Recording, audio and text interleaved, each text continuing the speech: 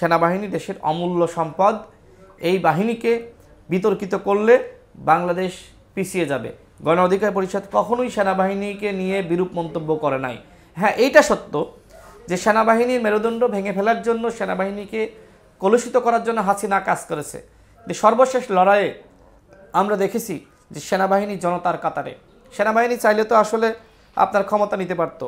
আমরা স্লোগান শুনেছি, এই মুহূর্তে দরকার সেনাবাহিনী সরকার, অভ্যুত্থানের একদম শেষের দিকে। সেনাবাহিনী চাইলে ক্ষমতা নিতে পারতো না? ক্ষমতা নেয়নি। সেনাবাহিনী জনগণের পক্ষে আছে। আমি দৃঢ় বিশ্বাস করি বাংলাদেশের এই সেনাবাহিনী কোনোভাবেই ওই মঈনুদ্দিনের মতন আর কোনো ভুল করবে না।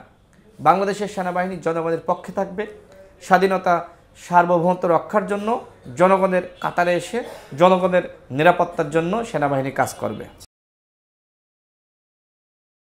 বিএনপির সঙ্গে আপনাদের একটা নির্বাচনী সমঝোতা হয়েছিল, এখনো সেই সমঝোতা আছে? 2022 সাল থেকে আমরা বিএনপি সহ 42টি রাজনৈতিক দল যুগপৎ আন্দোলন করেছি, এক দফার আন্দোলন করেছি এবং যখন 2024 সালের 5 জুন আবারও কোটা ফিরে আসে হাইকোর্টের রায়ের মাধ্যমে, এরপর থেকে কিন্তু রাজনৈতিক দলগুলো একসাথে কাজ করেছে এবং ফ্যাসিবাদ বিরোধী লড়াইয়ে দলগুলো সবাই ঐক্যবদ্ধভাবে ভূমিকা রেখেছে।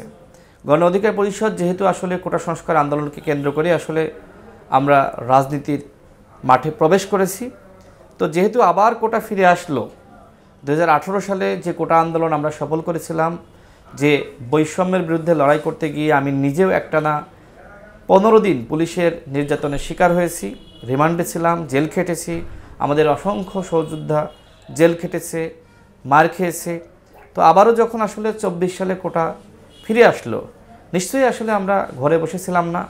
আমরা এইবার ভেবেছি কিভাবে এই কোটা সংস্কার আন্দোলনকে শুধুমাত্র কোটার মধ্যেই সীমাবদ্ধ না রেখে কিভাবে এই আন্দোলনকে একটি জাতি মুক্তির আন্দোলনে বা রাষ্ট্র সংস্কার আন্দোলনে রূপান্তরিত করা যায়। এবং সেই কাজটি আসলে গণ অধিকার পরিষদ একলা করতে পারত না। সেই কাজটি করার জন্য সকল রাজনৈতিক দলকে কাজ করতে হয়েছে। দেশের জনগণ যখন নেমে এসেছে তখন তো নিশ্চয়ই দলগুলো ঘরে বসে থাকার কথা না, সবাই মাঠে নেমেছে। অর্থাৎ এই গণ অভ্যুত্থানে প্রত্যেকটা দল, ব্যক্তি, সংগঠন, সংগঠক, শিল্পী পর্যায়ে বলেন, আইনজীবী বলেন, সাংস্কৃতিক কর্মী বলেন, সাংবাদিক বলেন, যে যার জায়গা থেকে ভূমিকা রেখেছে। কোনো একটি দলের কারণে গণ অভ্যুত্থান হয়নি, কোনো একজন ব্যক্তির কারণে গণ অভ্যুত্থান হয়নি। এই গণ অভ্যুত্থানে যে ধরনের উপাদান থাকা দরকার ছিল সে ধরনের উপাদান ছিল, অর্থাৎ এই 18 কোটি মানুষের অবদানেই কিন্তু গণ অভ্যুত্থান হয়েছে। তো এই জায়গায় আসলে সবাই আমরা ঐক্যবদ্ধ হয়েছি, এই কারণেই তো গণ অভ্যুত্থান হয়েছে। তো সেক্ষেত্রে এই ঐক্যবদ্ধ লড়াই করতে গিয়ে বিএনপির সাথে আমাদের একটা সম্পর্ক ছিল, আছে এবং ভবিষ্যতেও থাকবে। শুধু বিএনপি না, আমাদের যারা ফ্যাসিবাদ বিরোধী শক্তি ছিল সবার সাথে সম্পর্ক আছে এবং এই সম্পর্ক আমরা ধরে রাখতে চাই। বিশেষ করে এই যে ভারতীয় আধিপত্যবাদ, আগ্রাসন, এই যে আওয়ামী ফ্যাসিস্ট বাহিনীর যে অত্যাচার, যে ফ্যাসিবাদী শক্তি ছিল তাদের বিরুদ্ধে আমাদের সংগ্রাম, অন্তত এই আওয়ামী লীগের বিরুদ্ধে এবং ভারতীয় আগ্রাসনের বিরুদ্ধে আমাদের একতাবদ্ধ থাকতে হবে। এখন সেই একতাবদ্ধ থাকতে গিয়ে আমরা যদি আজকে নিজেরা বিভাজিত হয়ে যাই তাহলে তো হবে না। একতাবদ্ধ মানে কি? আমাদের ভিতরে বিভিন্ন ইস্যুতে বিভিন্ন বিষয়ে সম্পর্ক থাকতে হবে। হ্যাঁ, হয়তো আমাদের বিভিন্ন দাবি দেওয়া নিয়ে মতপার্থক্য থাকতে পারে, সেটাও কিন্তু গণতন্ত্রের সৌন্দর্য। এখন এই মতপার্থক্য মানে এই নয় যে কোনো দলের সাথে আমার শত্রুতা সৃষ্টি হয়েছে। বাংলাদেশে এই মুহূর্তে একমাত্র শত্রু আওয়ামী লীগ এবং আওয়ামী লীগকে যারা সহযোগিতা করেছে সেই জাতীয় পার্টি, সেই 14 দলের দোসররা এবং এই ভারতের আগ্রাসন আধিপত্যবাদ। এর বাইরে এই মুহূর্তে ফ্যাসিবাদ বিরোধী শক্তির বড় কোনো শত্রু নাই। সুতরাং সবার সাথে আমাদের বন্ধুত্ব, কারোর সাথে আমাদের শত্রুতা নয়, সেই পলিসিকে সামনে রেখেই আমরা এগিয়ে যাচ্ছি।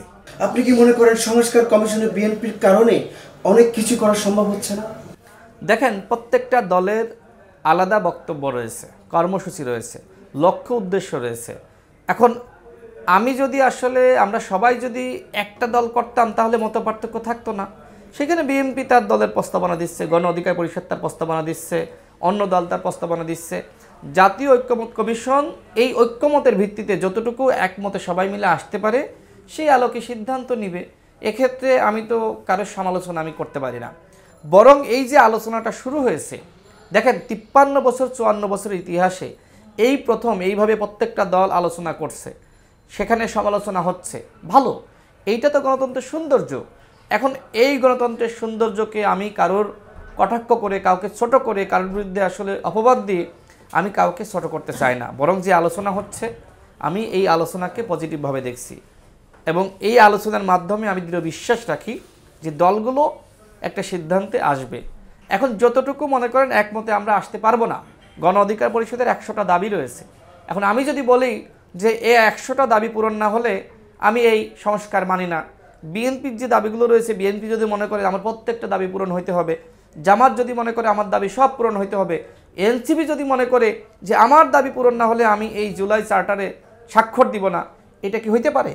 যদি এই ধরনের পরিস্থিতি তৈরি হয় তাহলে দেশে আর একটা অরাজকতা সৃষ্টি হবে। যদি ফ্যাসিবাদ বিরোধী শক্তি বিভক্ত হয়ে যায়, বাংলাদেশে কিন্তু আবারও আওয়ামী লীগ ফিরে আসবে।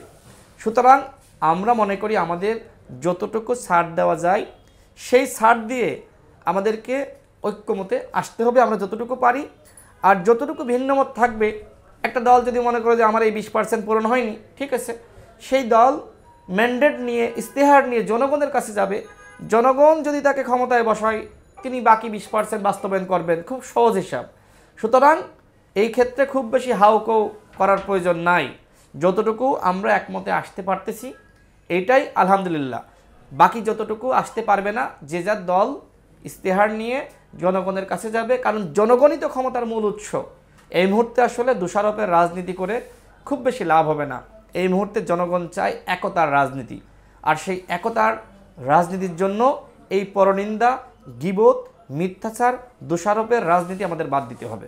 সরকারের সঙ্গে সেনাবাহিনীর দ্বন্দ্ব রেখে নির্বাচন করা কি সম্ভব?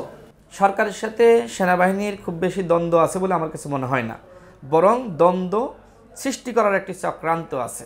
দেখেন, এই যে উপদেষ্টা পরিষদ গঠিত হয়েছে, এই উপদেষ্টা পরিষদে ম্যাক্সিমাম এনজিও ব্যক্তিত্ব, বৃদ্ধ আমলা, যাদের নাতিপুতির সাথে এই মুহূর্তে খেলাধুলা করার কথা, তারা হয়ে গেছে উপদেষ্টা। অনেকে কিন্তু ঠিক মতন হাঁটতেও পারে না, কথাও বলতে পারে না, তারা হয়ে গেছে উপদেষ্টা। কেউ কেউ ছিল মুজিববাদী সৈনিক, সেও হয়ে গেছে উপদেষ্টা।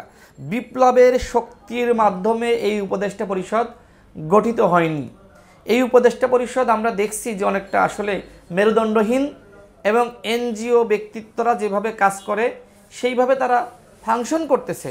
দেখেন, বিপ্লবের পরে তারুণ্যের শক্তিকে ধারণ করে উপদেষ্টা পরিষদ গঠন করা দরকার ছিল, কিন্তু উপদেষ্টা পরিষদ যেভাবে গঠিত হয়েছে সেখানে কোনো তারুণ্যের শক্তি নাই।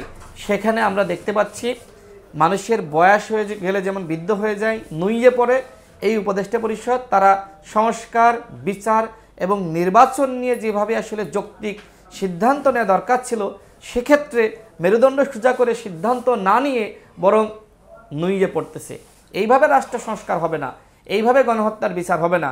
সেনাবাহিনীর সাথে হ্যাঁ আমরা দেখি অনেকে দূরত্ব দেখানোর চেষ্টা করে। দেখেন, এই যে বাংলাদেশে যতটুকু আইন শৃঙ্খলা এখনো পর্যন্ত বজায় আছে, কার কারণে? সেনাবাহিনীর কারণে। পুলিশকে কি জনগণ ভয় পায়? আপনি বলেন পাই? পায় না। র্যাবকে পায় না। যাদের নৈতিক দুর্বলতা আছে সেই বাহিনীগুলোকে জনগণ থোড়াই কেয়ার করে না।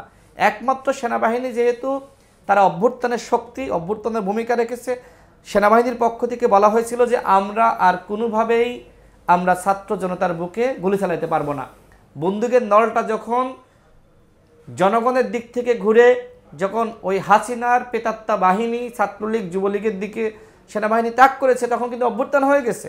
দেখেন, এই অভ্যুত্থানে সেনাবাহিনীর বিরুদ্ধে হয়তো দুই একটা জায়গায় অভিযোগ থাকতে পারে, কিন্তু অধিকাংশ ক্ষেত্রে আমরা দেখেছি যে সেনাবাহিনী তারা কিন্তু পরিস্থিতি কন্ট্রোল করার চেষ্টা করেছে। সেই সেনাবাহিনীর সাথে সরকারের দূরত্ব যদি আসলেই সৃষ্টি হয়, সেটা দেশের জন্য, স্বাধীনতা, সার্বভৌমত্ব এবং গণতন্ত্রের জন্য ভালো হবে না।